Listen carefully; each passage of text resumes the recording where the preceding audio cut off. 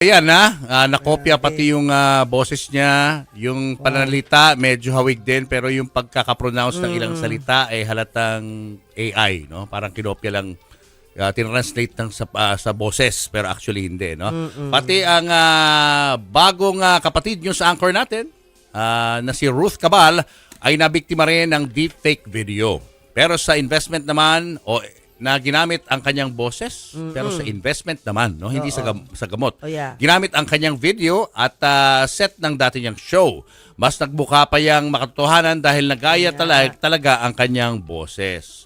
O para mas malinawan po tayo, nako dito sa mga ganitong deepfake videos na gumagamit ng mukha at boses ng mga personalidad, makausap natin ang isang cyber security analyst, si Ginoong Art Samaniego Jr. Art, magandang hapon.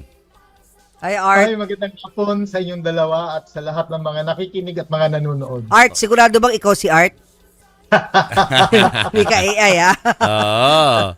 Marami kasi yung gumagamit niyan, mga picture, no? Ng mga personalidad na ginagamit sa mga pagbebenta ng mga illegal na produkto. Tama. Yeah. Pero ito, medyo level up to, no? Dahil gumagamit na ng video ng para nag-endorse yung celebrity. Paano ba ito nagagawa, Art? So ang deepfake kasi, combination niya ng deep learning, ito yung ginagawa ng AI, saka fake.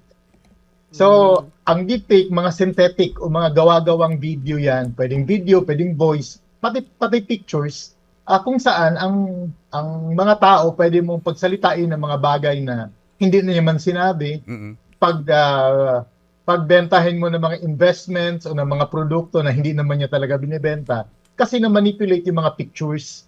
So ginagamit to, lalo na pag sa mga celebrity na gaya nyo kasi marami kayong samples. Marami kayong video samples online, sa YouTube, pati boses nyo. So pinapasok yan sa computer o pinapasok yan dun sa program at pagkatapos, kinokopya yung boses nyo. Ina-analyze yung boses nyo at pagkatapos magta-type na lang ako ng words kung ano yung mga words na gusto kong sabihin nyo, sasabihin na niya.